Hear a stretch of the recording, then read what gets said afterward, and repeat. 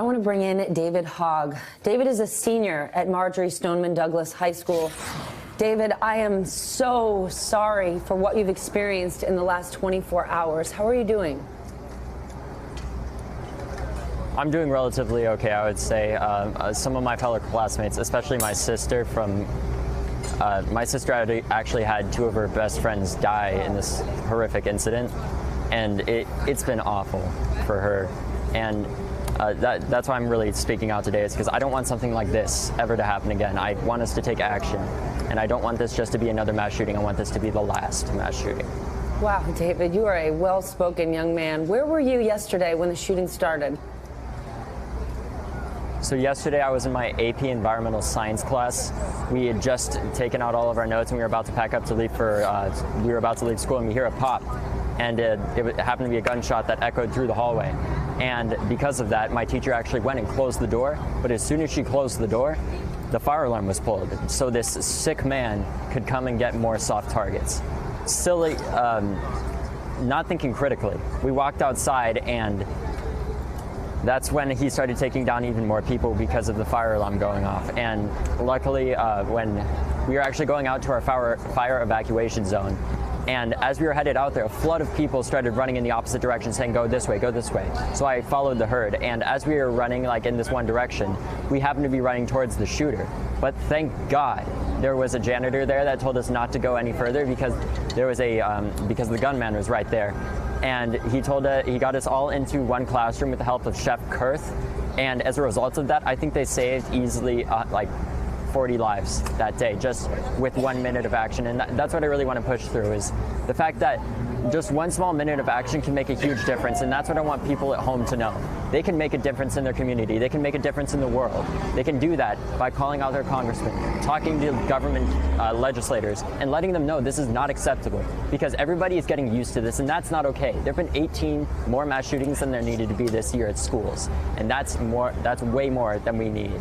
And it needs to come to an end, because the next thing you know, if you let this keep happening, it's going to be your kid that's next.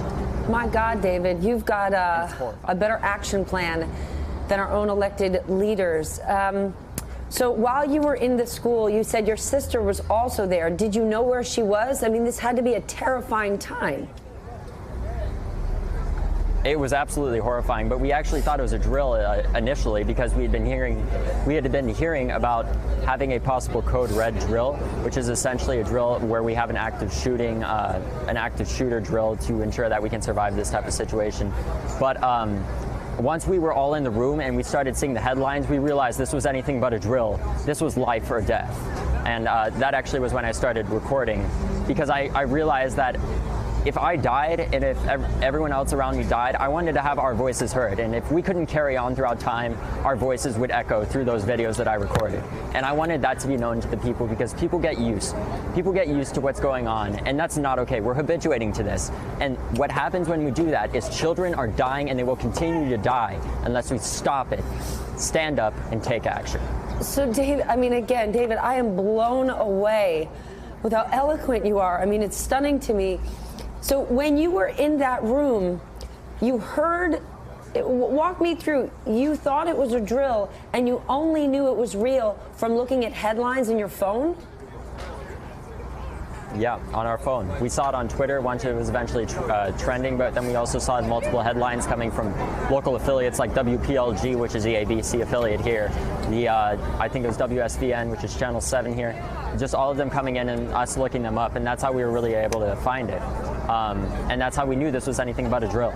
So when were you first able to reach your family and let them know you were okay? You were inside the school, your sister was? Yeah, so my sister had actually called me to ensure me, she wanted to make sure I was okay, actually, because I still thought this was a drill and it was no big deal. But she called me and she was okay. She was actually hiding in the back of our TV production set of the newscast, where I'm actually news director for our school, WMSD TV. And anyways, I was able to reunite with my father, who's a former FBI agent, and my sister eventually later. But first I reunited with my father after the SWAT had come in and told everybody, get down, put your hands up, and we all ran out of there as fast as we could get out to the street. And once I took that first step out there, I realized this was not a drill. This was a major situation, and a situation that should never, ever have happened again. It's absolutely frustrating. The state that this country has been allowed to come to through the work of, through politicians, honestly, just saying, yeah, thoughts and prayers go out to people, and we're going to propose all of these ideas. We don't need ideas. We need action. We need action from our elected officials, and we need action from the civic public, because without that, this is going to happen again. Wow. David, without saying the name of this gunman, because he certainly doesn't need more attention, young heroes like you do. Thank you for that. Did you know this young man?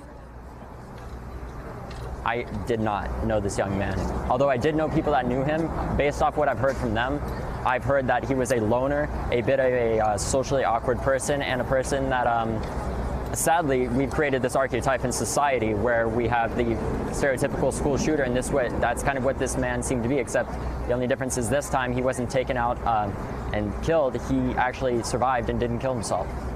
It's an awful reality that there are so many school shootings, but when you go to school on a daily basis, it is. Do you feel safe? When you went to school yesterday, did you think something like this could possibly have happened in your school? I think this could have possibly happened in any school, and that's the sad reality of the situation that this country's come to. The fact that we've had 18 this year, and it's only February, is absolutely unacceptable.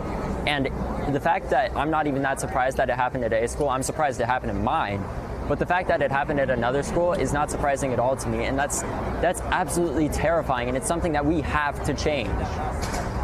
David, as terrifying and awful, awful as this is, there's a small silver lining that tomorrow, the young leaders of tomorrow are extraordinary people like you. I'm so sorry that you had to experience this, and I feel one shred of optimism knowing that in the future, our country is going to be led by young men like you. David Hogg, thank you so much for joining us this morning.